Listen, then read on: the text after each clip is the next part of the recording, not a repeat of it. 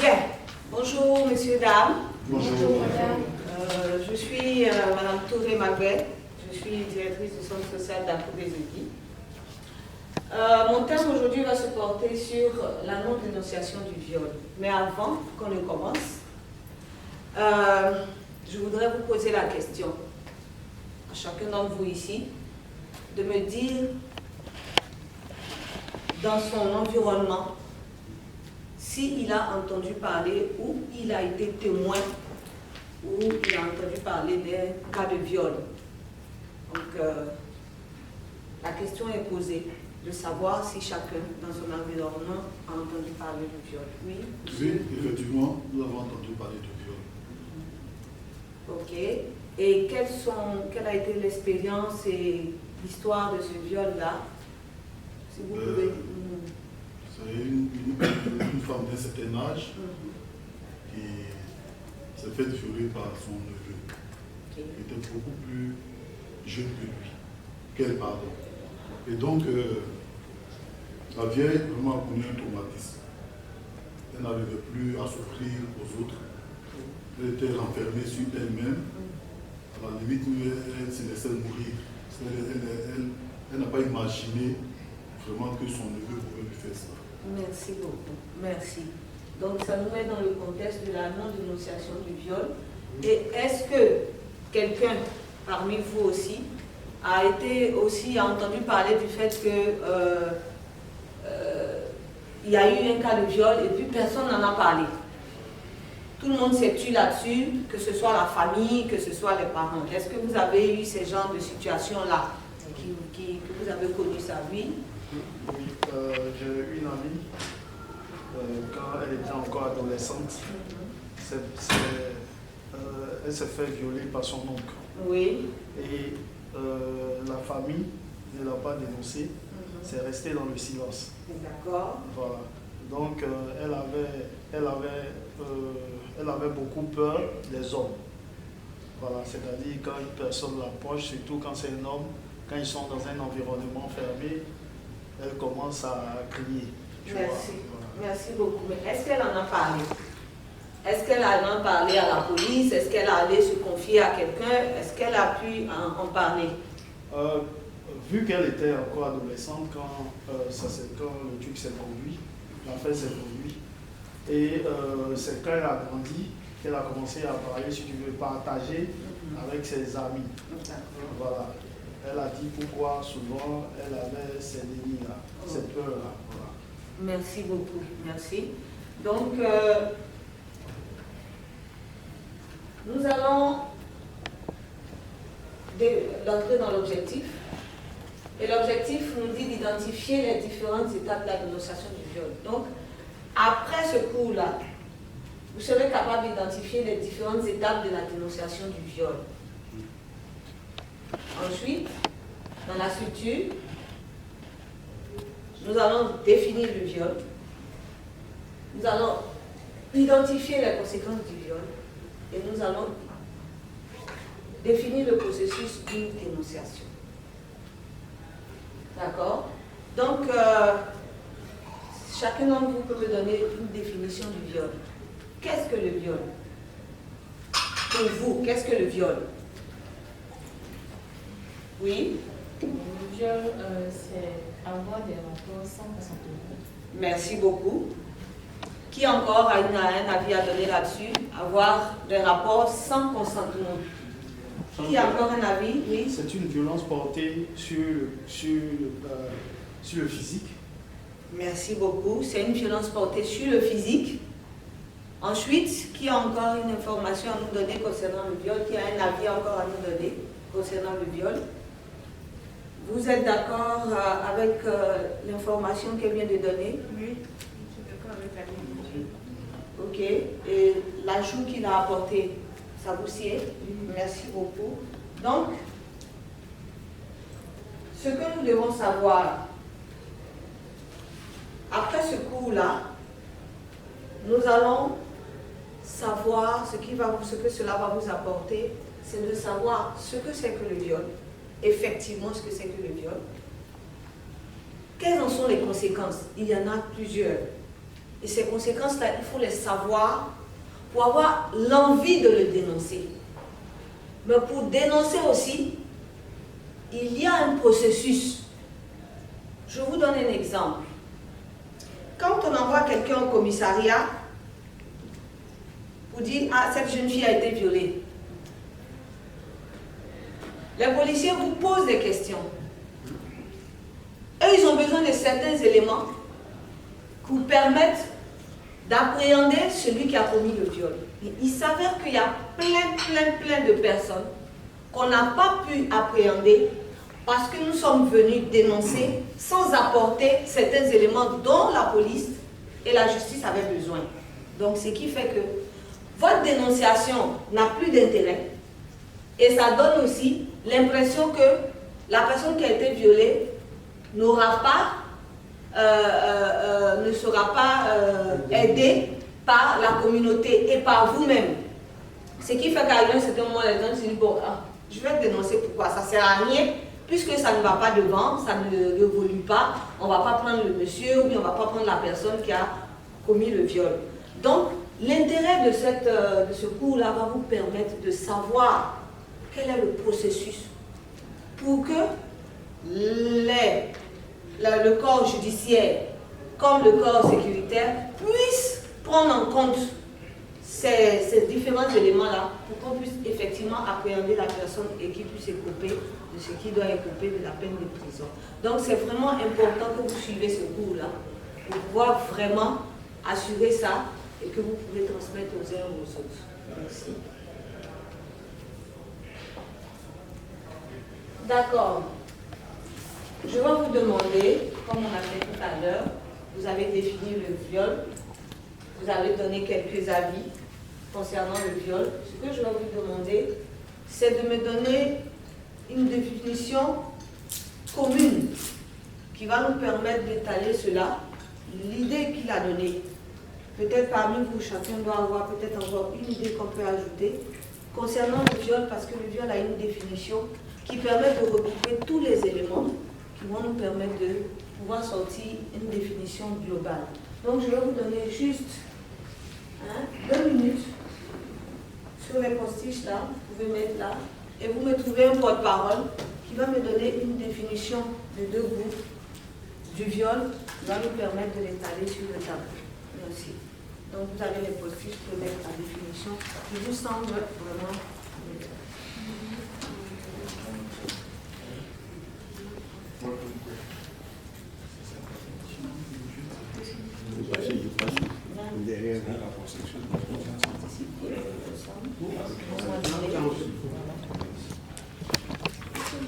Je veux que ça soit une idée commune et qu'un porte-parole puisse me dire ce que la table traduit.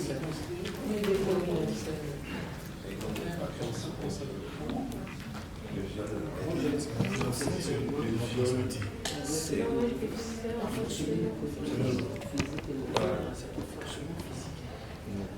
Il ne faut pas que ça c'est rien à madame qui voit le viol, il y a une pénétration forcément qu'on puisse qualifier le fait de viol.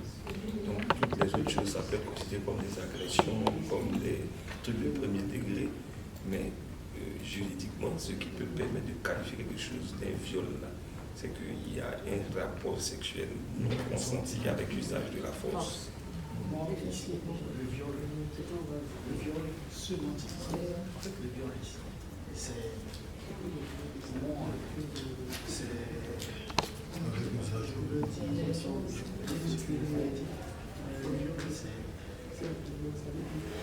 c'est du non consenti, c'est pas forcément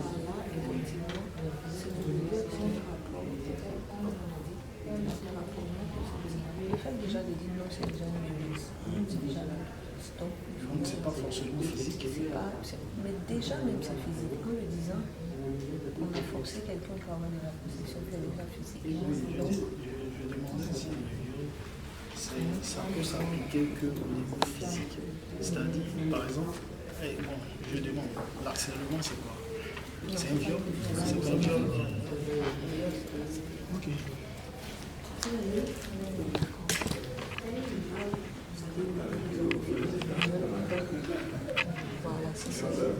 physique ou pas physique, de toute façon, dans votre définition, vous devez ressortir l'idée du non, l'idée de ne plus et l'idée de forcer. Merci bien, madame. Merci. Donc, je pense que avec ce qu'elle a dit, est-ce que notre définition peut être... Oui, physique.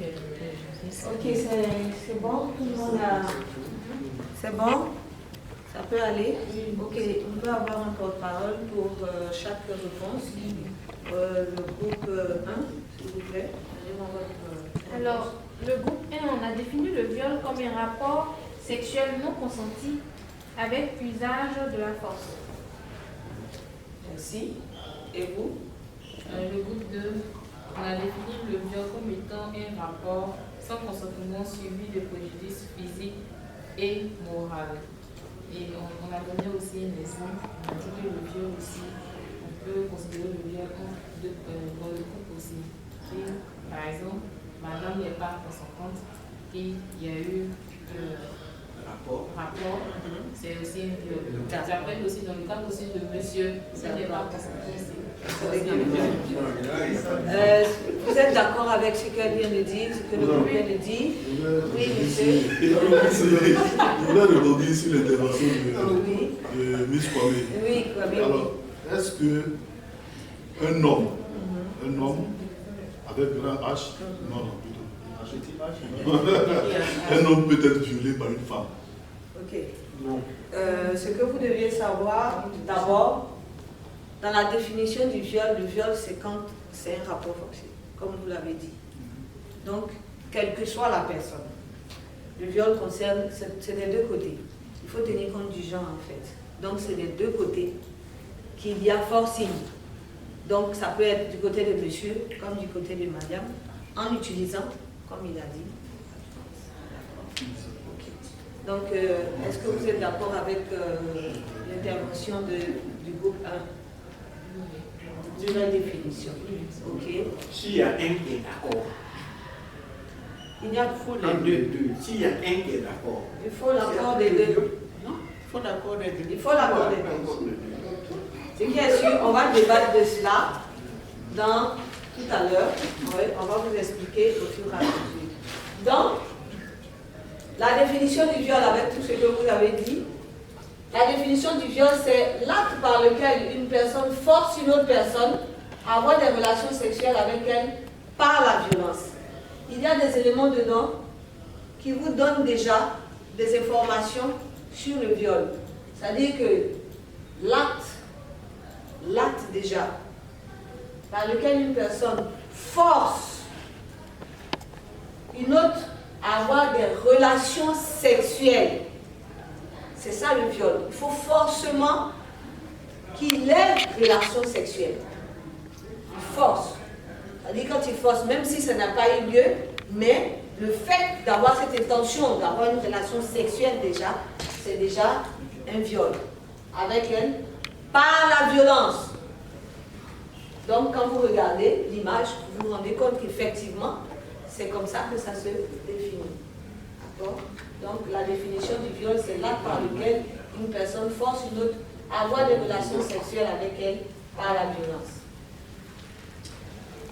La deuxième activité, je vais vous présenter une petite vidéo, témoignage d'une durée de 2 minutes, 20 secondes. Et à la suite du passage de la vidéo, chaque groupe aura 3 minutes pour identifier tous les éléments clés de conséquence du viol.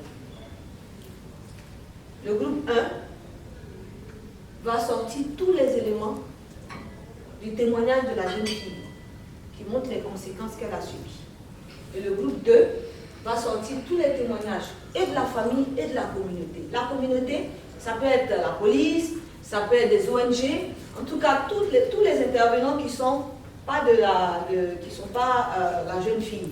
Donc il faut me sortir tout ce qu'ils ont comme mots-clés qu'ils ont sortis, qui sont des conséquences du viol. Donc cette activité en fait va vous permettre de recueillir toutes les informations sur les conséquences pour qu'on puisse ressortir effectivement les conséquences du viol. Ok, je vais vous donner ça.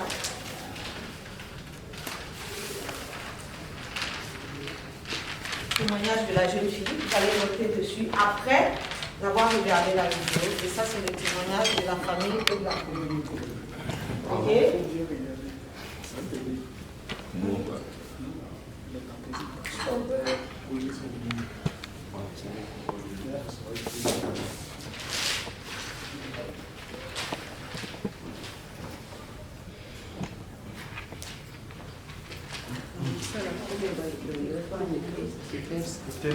On peut écrire ici, ça va se faire.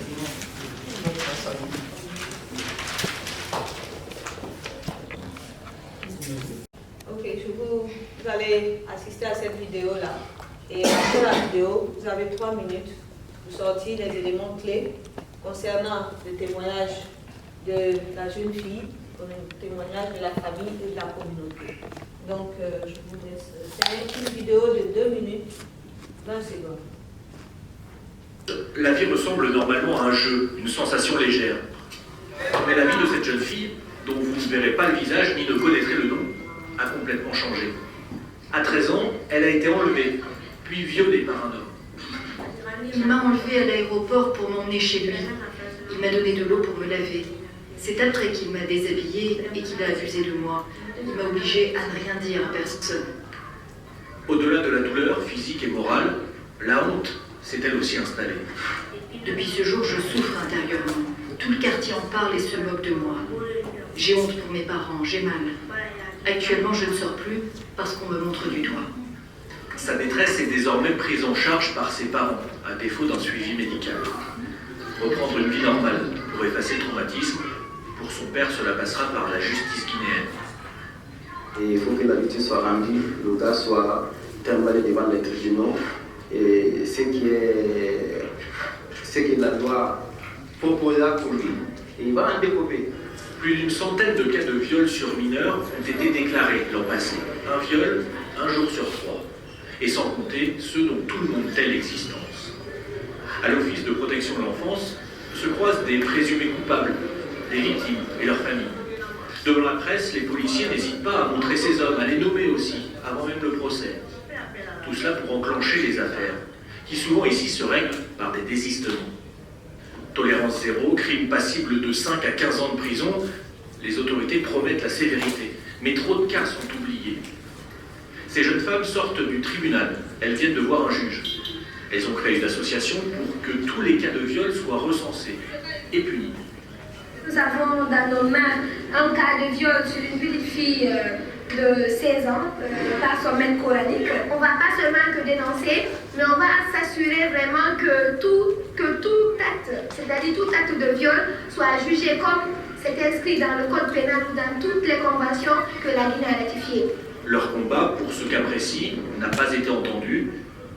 Une fois encore, l'affaire a été réglée à l'amiable entre les familles.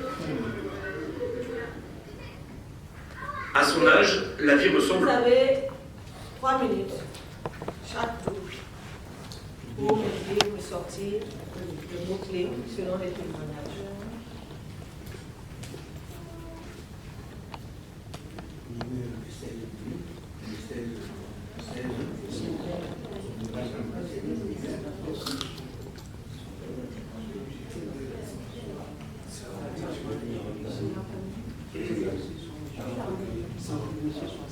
Est-ce que ça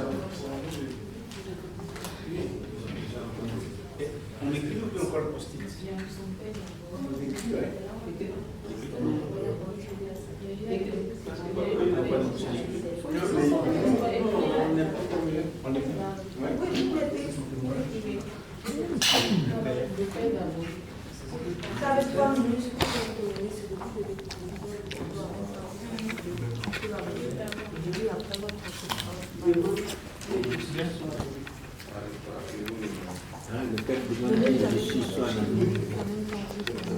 C'est ça, c'est tout le monde tous ceux qui sont pas le père, ce que le journaliste a dit concernant la communauté, ce que le policier a dit, et ce que les jeunes filles ont dit, et à la fin. Ce que le journaliste a dit à la fin, voilà, à la fin, c'est simplement la chose. Si ça me dit, il n'y a pas de viol là-bas.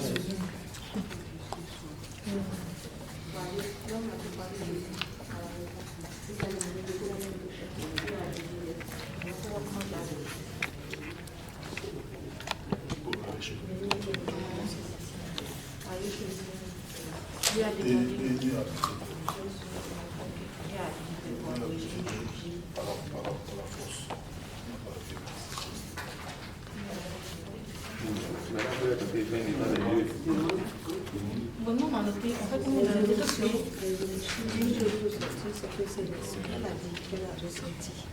Voilà, comme conséquence, voilà. C'est ce que ça s'appelle aussi. Voilà, de moquerie. Elle en a parlé. Elle est victime de moquerie. Voilà.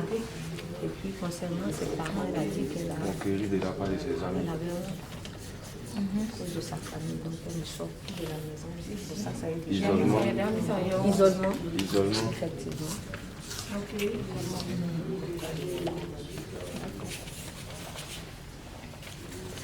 Et si tu as côté quoi, ouais. Tu crois sur la fin du verset?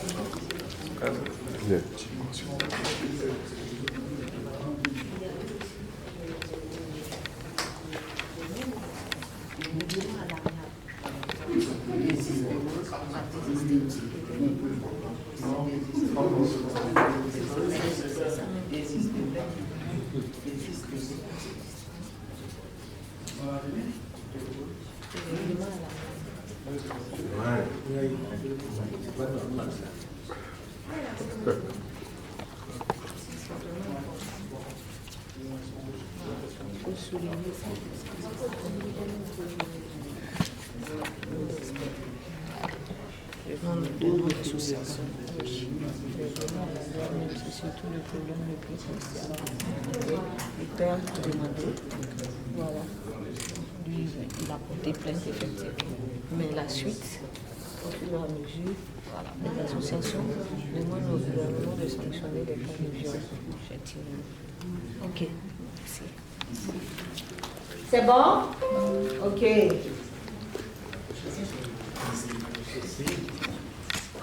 D'accord? Donc nous allons dire au fur et à mesure les différents éléments, les mots-clés concernant les conséquences qu'on peut ressortir là de ce viol-là et de ce témoignage-là. D'abord, je voulais vous demander par rapport à ce témoignage, hein, vos avis sur ce témoignage-là de la jeune fille, le témoignage de la jeune fille de 13 ans. C'est ça? Ok. Donne-nous votre avis sur ce témoignage-là. Mon avis sur la vidéo et sur le témoignage, déjà c'est une vidéo très émouvante.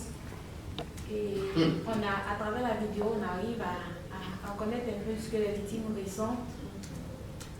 Et voilà. Merci beaucoup. Merci.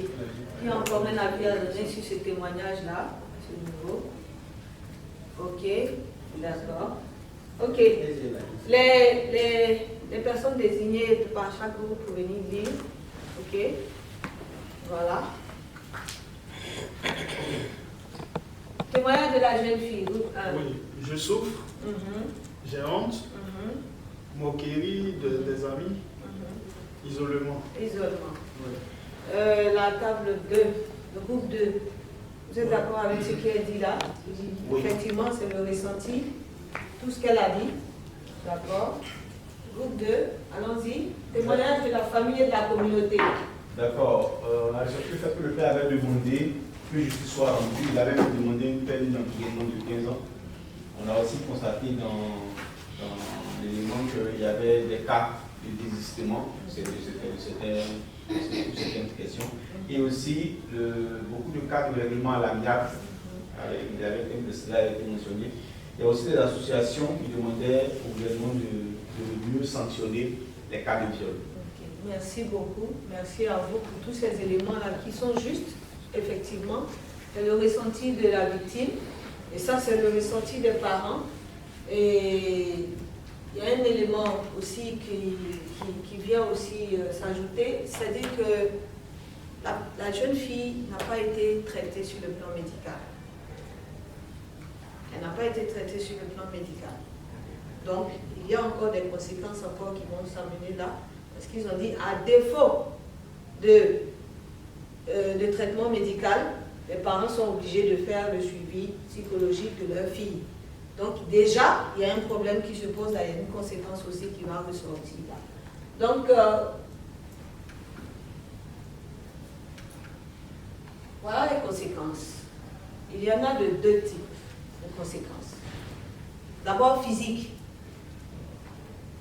Dans le cas de la jeune fille, déjà, et comme tout autre cas, il ressort qu'elle a été victimes, effectivement.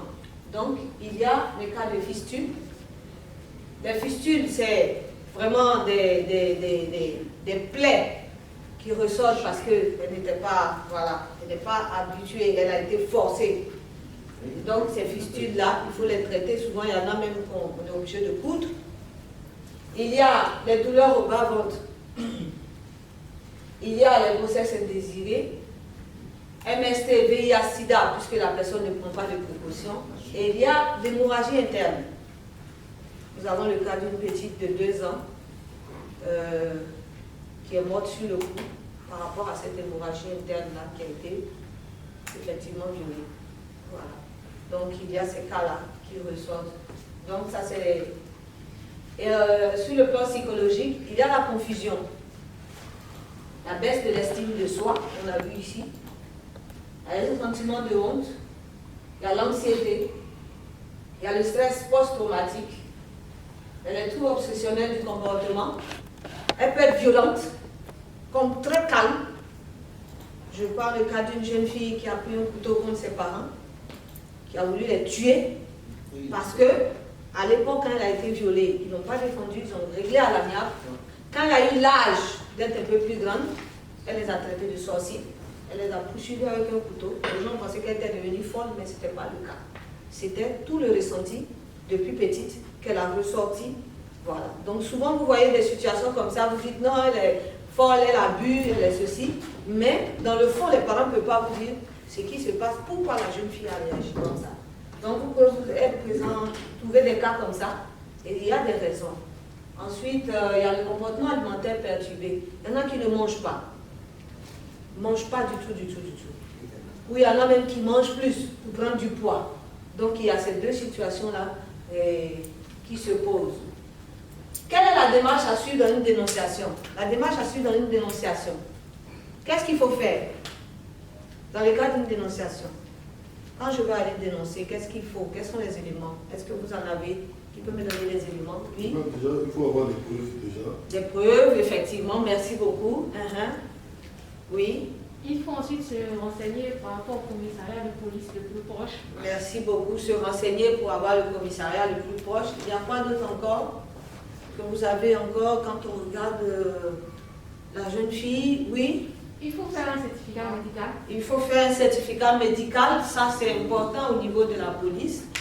Ils demandent ça souvent, effectivement. Donc, ce sont des éléments qui rentrent en ligne de compte. Et la police en a besoin. Mais, ce que je voulais vous dire comme élément, aujourd'hui, la police ne demande plus de certificat médical. Ce n'est pas la chose la plus élémentaire qu'ils demandent.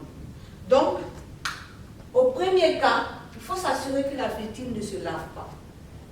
Parce que les policiers disent que quand elle se lave, il n'y a plus de preuves sur le corps qui prouvent qu'elle a été violée. Donc, il faut que vous l'emmeniez au commissariat d'abord dans l'état où elle est, pour qu'eux ils constatent. Dans leur rapport, il faut qu'ils mettent ça. Voilà pourquoi il y a des rapports qui sont biaisés, parce que les policiers disent qu'eux ils n'ont pas constaté. Quand elle est venue, elle était propre, elle n'avait rien. Donc, dans leur papier, c'est le certificat médical seul. Quelle est la preuve? Et il y a des avocats qui défendent ces personnes-là, les violeurs, et qui arrivent à casser ça. Donc, c'est pour ça que les policiers, maintenant, avec la justice, ont demandé que la victime ne se lave pas, qu'elle vienne comme ça. Ensuite, garder ses vêtements en état, parce que elle a été peut-être à même le sol, donc ses habits ont peut-être été déchirés et tout ça. Donc, il faut laisser la victime dans l'état où elle est, et puis demander à la police de se déplacer, appeler la police pour un constat sur le champ, ou bien se déplacer avec elle. Ça dépend des deux situations. C'est après tout cela maintenant qu'on va à l'hôpital. Et l'hôpital maintenant donne les papiers nécessaires pour pouvoir, eux aussi, sur le plan physique, vivre. Et ensuite s'adresser à une structure de prise en charge qui peut être un centre social ou une ONG qui, eux, maintenant, vont s'assurer du suivi psychologique et de la jeune fille et de la famille. Parce que c'est important de suivre psychologiquement, ce n'est pas tout le monde qui maîtrise. Donc, ces personnes-là peuvent suivre ces jeunes filles-là. Donc voilà ces éléments importants qui annulent une dénonciation.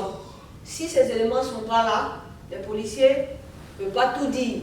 Mais à nous, ils nous ont donné, et nous, on vous transmet cette information pour que ça soit crucial pour vous, pour que vous puissiez l'utiliser pour pouvoir dénoncer et expliquer aux uns aux autres comment il faut pour pouvoir dénoncer.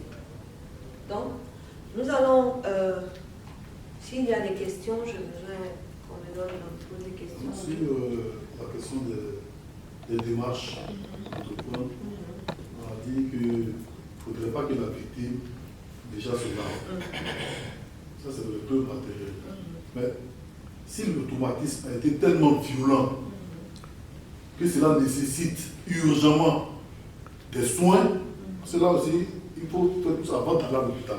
Et puis encore, on suppose que l'hôpital est à 5 km du lieu de l'agression. Est-ce que ça va créer d'autres problèmes? Merci beaucoup. Merci pour la question. Effectivement, il y a des situations, comme on vous dit, il y a des situations dans lesquelles il y a l'urgence. Voilà pourquoi on demande à ce que l'autorité se déplace, l'autorité sécuritaire se déplace. Pourquoi? Je prends le cas de la jeune fille qui a été violée et que le sang coule. Vous, c'est pour la préserver et puis vous êtes inquiet et tout ça, donc il faut.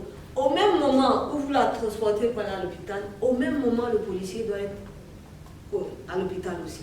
Là, dès qu'elle arrive, vous arrivez ensemble, il constate les faits. Il est en même temps là avec le médecin ou le voilà. Donc chacun fait son travail. Lui, il a constaté. Il suffit que lui voit seulement, c'est fini. Lui, il retourne. Il n'a pas besoin de faire le tour de tout ça. Donc voilà comment il faut procéder aussi dans ces cas-là. Voilà. S'il y a d'autres questions. D'accord? Ok. Donc, nous avons vu, effectivement, nous avons vu la définition du viol. Nous avons vu aussi la définition, nous avons déterminé les conséquences et tout ça. Et j'espère qu'il n'y a pas d'autres questions concernant cela. Si vous avez des questions, vous avez des préoccupations. Okay. D'accord.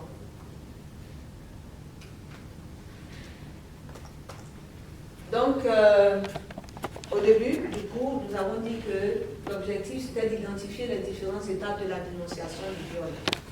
D'accord? Et les différentes étapes qui sont là, nous avons fait la définition du viol. Et nous avons dit la définition du viol. Qui peut me donner une définition du viol? Oui? Bon, nous avons dit que le viol, c'est un rapport qui s'est fait sans consentement. Sans consentement, effectivement. Ensuite, nous avons identifié les conséquences du viol. Quelles sont les différentes conséquences qu'on a pêle-mêle? Oui. D'abord, on a vu que le viol avait deux types de conséquences, c'est-à-dire les conséquences physiques et les conséquences psychologiques. Merci beaucoup. Les conséquences physiques et les psychologiques. Ensuite, le processus d'une dénonciation. Nous avons donné des processus. Comment faut-il faire? Quels sont les éléments qu'il faut pour aller faire une dénonciation? Est-ce que vous pouvez me donner oui? On a vu qu'il fallait faire en sorte que la victime ne se lave pas. Il fallait s'assurer qu'elle ne se lave pas. D'accord. Ensuite? Garder ses vêtements. Merci. Ensuite, oui. Appeler la police. Effectivement. Merci beaucoup à vous. Effectivement, c'est tous ces éléments-là qui rentrent en ligne de compte. Donc, nous avons été capables de définir le viol. Nous avons été capables d'identifier les conséquences du viol.